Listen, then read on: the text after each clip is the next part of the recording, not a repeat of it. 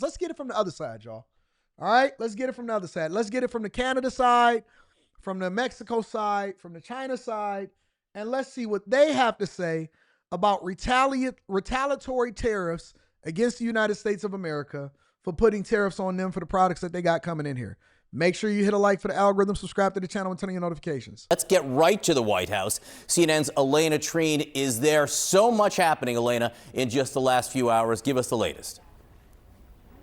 That's right. Let's start with tariffs, John, because, look, this is something that the president had threatened to do. He was moving forward to do it more than a month ago, and now it is here. It's something that still, even in the final hours yesterday, as they were leading up to this new deadline of this morning, people on Wall Street, people on Capitol Hill were still hoping, and certainly, of course, Ottawa and Beijing and Mexico City were hoping that the president wouldn't move forward with, but now he has. I'm just going to break down exactly what these tariffs are. One is that we know that he has implemented the 25% blanket tariffs on Canada and Mexico. Those took effect this morning. But then he also bumped up tariffs on China from 10% to 20%. And immediately, we've seen some of these countries retaliate with tariffs of their own.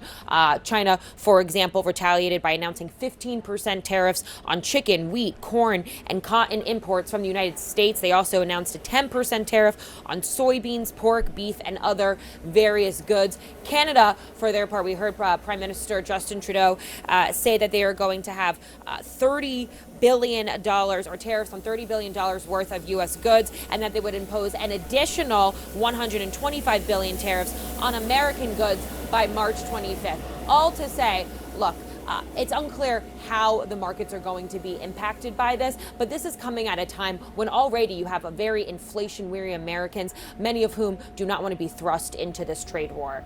We've got Vanessa Yukevich connecting us this hour from New York. Mark Stewart is in Beijing, and Paula Newton has reaction from Ottawa in Canada. Vanessa, let me start with you. Let's break down what we know about these tariffs first and foremost.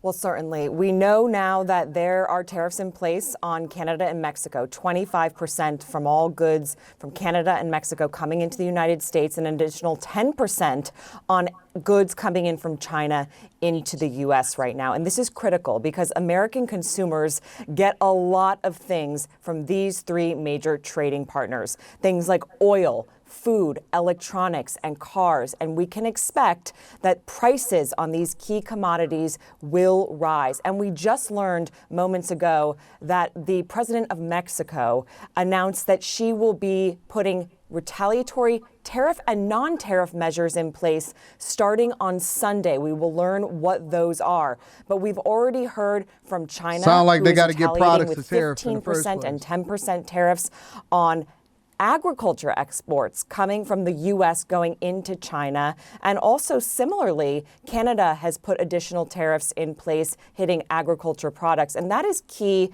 for American farmers here because they were hit with retaliatory tariffs in 2018, so much so that the U.S. federal government had to provide financial assistance for them. So yet again, they are taking the brunt of these retaliatory tariffs here in the U.S. And for U.S. consumers, this is coming at a very shaky time economically.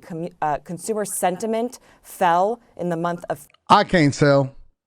Every time I go to the airport, every time I stop by something, every time I go to the store, it's full. It's full. Everybody must not be suffering out here. Somebody making some money. It's a lot of people that's getting to the bag. I know it's a lot of people that's complaining on social media, but it's a lot of people that are getting to the bag. I went to the design district on Sunday before I caught my flight, and boy, it looked like Christmas out there. The fact of the matter is that I believe that 90 to 95%, maybe even 98% of all products that we buy should be American made. I come from an era in the 80s where, and maybe it was just a Detroit thing, maybe it was a Detroit manufacturing thing, where you could not even park a foreign car. If it was made by Toyota, if it was made by Volkswagen, if it was made by Honda, if it was made by anybody other than Ford, Chrysler, or GM, Cadillac, Lincoln, Stankin' Lincoln, If it wasn't a Ram product, if it wasn't a GMC, if it wasn't something like that, you couldn't even park close to the plant. I come from a space where we used to put America first, where, yeah, you may have paid a little bit more for your product, but you kept your uncles and your sons and your husbands and all of y'all, and maybe even your wives, because they started getting jobs inside of the plant. You kept them in business because we bought American-made products. I come from a different era where it wasn't about getting the cheapest. It was about getting the best thing that was best for your family while at the same time being reasonable and keeping the people that's in your community employed. I remember when the UAW, before Sean Fain got there, way before Sean Fain started taking over the president and started bowing to Biden and endorsing Kamala Harris. I remember where it was, you was likely to get your tire spit on or something. Your car was going to be towed if you worked at a plant and you bought a foreign vehicle. I remember people actually they would buy the cars that they work for, the companies that they work for, just to be able to get back and forth to work because it was too much hassle to go and get a foreign vehicle. Now, I'm not saying that you shouldn't have the choice to do what you want to do. I'm just saying that the patriotism, the dedication, the love, the people that was willing to actually buy the products and make sure that their cousins and their uncles was employed was a real thing. This was before Walmart. This was before all of those companies came in and started kicking in the doors. Amazon, y'all loved all of that. Nope, everybody bought local. Everybody supported local. Everybody supported their friends. And it was where everybody knows your name. Honestly, I remember it used to be America. We didn't have all of these treasonous people. We did not have all of these treasonous people. Shout out to my dog, Lance Swain. You know I love you. We didn't have people that was anti-president, anti-American, anti-anything. It was America first before everything. Even if you bought a foreign vehicle, you always had an American vehicle first. Don't you know that when you go over to their country, they don't mess with y'all? They don't buy anything? Contrary to popular belief, I know that everybody like, oh man, you see these TikToks where they say Japan is living in 2050, China is living in this and that, so on and so forth. No, they not. No, they not. They vehicles are small, they bold. I'm going to tell you the truth. I was in one of the most technologically advanced cities in the world. Tokyo is beautiful. It is gorgeous. I love it. Tokyo is a conservative place that has the infrastructure of New York, but it's cleaner, it's better, and it's safer. It doesn't operate like New York. The cars there, 98% of the cars there, they are Japanese cars, but they are old, bold, slow, and small. Get off the internet and go see some stuff for yourself. Go to these places. If you went over to Gary, Indiana, like I have and explored, if you go and visit some of these small town American spaces, go to Milwaukee. I visited Milwaukee. Go to Gary, Indiana. Go anywhere outside of Chicago. Go to the Midwest. Go to some of these places in the South. I've been over in Biloxi. It is largely a military town. Go to these places, right? It is an Air Force town. Go and visit other places in America and not just go and spending all of your money and outside of the country. Keep some money inside of the United States of America. Do both. Go and see these towns. Go and visit and take a tour of the Harley Davidson factory up in Milwaukee. Go to the Pops Brewery. I went and seen there, and I actually talked to the workers that was up there. Go and see Middle America. It is a beautiful, beautiful place and a beautiful, awesome country, but y'all so anti-America and y'all want to be foreign so bad. Oh, I got Indian in my family. I got Chinese in my family. Look at me with the good baby hair that's pasted on the side of my head. You so anti-American that you against your own family, your own best interest, and then you want to say, well, where's all the jobs? Go on a road trip, tour the country. Go to somewhere else besides just the most popular thing that you can think of, the big place. I've been to the super liberal towns.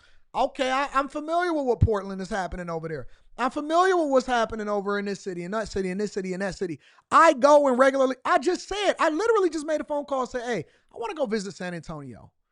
I need to see what this place is like besides just the Dallas, besides just the Houston, besides just the Miamis. You know what's happening in Gary, Indiana? You know why their economy is sputtering? It's not just because it's ghetto. It's not just because it's messed up. It's not just because of black people. It's actually some good parts over in Indiana, in Gary, Indiana. It's some dope places in Gary, Indiana. But one of the things that I found is that the steel manufacturing industry is upended because of all of this foreign steel that's being poured into the United States of America because y'all want cheaper prices. Because you want cheaper prices, the steel industry is absolutely decimated over there in Gary, Indiana. That's why the city looks like that, because they have no commerce happening, and you willing to eat your own just so you can have some eggs for $2. February, inflation is starting to heat up, and these tariffs bring a lot of uncertainty in terms of prices. And then consumers usually, as prices rise, they start to pull back, and that has made Wall Street here very nervous. You mentioned at the open there that stocks closed, the markets closed, the Dow down by 650 points. I'm coming to San Antonio. I'm coming to visit. All gains that were made since Trump was elected back in November. So there's a lot of uncertainty here playing out. Businesses are nervous, consumers are starting to become nervous, and we are really starting to see the beginning of a trade war. And I emphasize beginning, because this could obviously only entire escalate generations from here, Becky. enterprise. Yep. Entire generations was raised. And Mark, let me bring you in out of Beijing, Vanessa. You used to be able to have your grandfather work at the plant.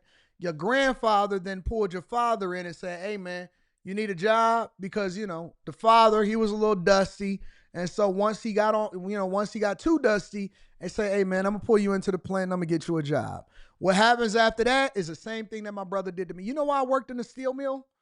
I worked in the steel mill because my brother, as soon as I got out of high school, my older brother was like, yo, fam, I remember it like it was yesterday. Remember it like it was yesterday. Me and my two older brothers is riding in a car. My oldest brother, who was 7 years older than me, driving his new car, said, man, y'all ain't getting no money out here in these streets. I'm 17 going on 18.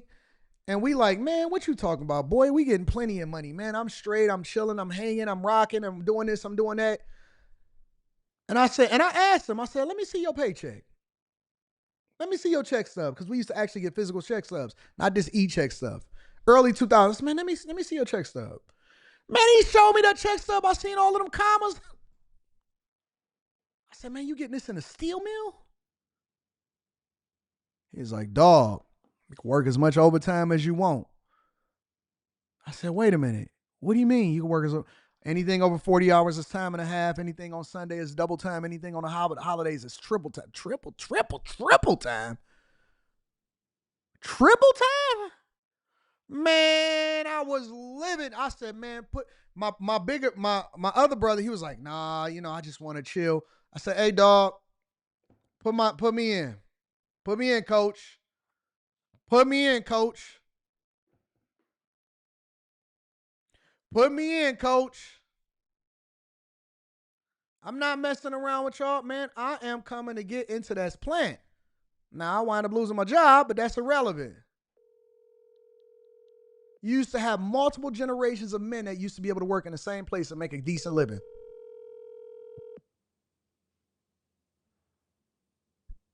Please leave your message. Multiple different people that worked in the same place and you used to be able to make a living. I started making so much money, I said, man, I could take care of everything like this. Me and Rita, we wanted to get married, the whole 9 yards. I made my first 100,000 before I even was old enough to drink. My first 100,000. This was in the early 2000s, man. I had all kind of cars. I had a Chevy Trailblazer SS. I had the Pontiac Grand Prix. I had everything. I had the old school, right? We had the old school. We had all of that. Soon as I got married, hey, you want a new car? You want something? You want something? We was balling. You can't even do that no more. Y'all get out of high school and y'all just be struggling. Oh man, where can I work at? I don't know what to do. I'm about to go to the car wash and drive cars for a living. Let me get an Uber. You can't even leave high school and get a job no more. I was out of high school, went one semester to college, didn't like how much they was trying to charge me in order for me to get a student loan. Man, I'm about to go to work. I'm going to work. You know why you don't have those times now? Because we've sold off America in order to subsidize our lifestyle, thinking that we doing the thing that's in the best interest of our children, and we not. We absolutely ruining everything. And y'all can't see the vision because you so against Trump, and so you so against tariffs, and you so against anything that he does, and you are so against right sides of the government, you so against everything, but you spiting your own self. And you dumb. And you don't know no better because you don't know nothing. You ain't seen nothing. That's why I don't believe that a young person can be a life coach. You don't know nothing. You can't tell me about being a life coach. You don't even know what life was. What, you 23? Talking about you're going to be a life coach? You know what it feel like to work for a living? You know what it feel like to get your hands dirty? You even know how to change a tire? You know how to change it? Do you know which way that you turn to get the lug nuts off? You know how to get the tire off? No, the other way. You tightening it. Righty tighty, lefty loosey. Your father ever taught you about righty tighty, lefty loosey? You don't know what righty tighty, lefty loosey mean, huh? They never told you about that? You ever drove a car that had a 4-barrel carburetor in it? Huh? You know about pouring gas inside of the carburetor in order to get it started? You ever flooded a vehicle before because you kept pumping the gas too much in order to start it up? You don't know nothing about this life. You a baby. You a baby. You riding e-bikes. You don't even know. You don't even know that they used to make cars to where they had enough room inside of the engine bay to where you can work on the vehicle and change your own oil. They don't know nothing. How you gonna teach me about anything? We used to have Murray's, O'Reilly's, auto parts stores, the local Ace Hardware and all of that. You used to have to go to the store. Right after that, you would go to the store. You would work on your car on Saturdays and Sundays in order to get it rocking. You would buy the auto parts that you needed for your store. Y'all don't even know how to change a battery no more. I told a young boy the other day, hey man, just go and charge the car and do this and do that. He said, where do I put the red one and where do I put the black one? And which one do I put on for? Boy! I looked at him, the car. Look at these idiots. They know how to rob and kill somebody, but they don't know how to change a battery.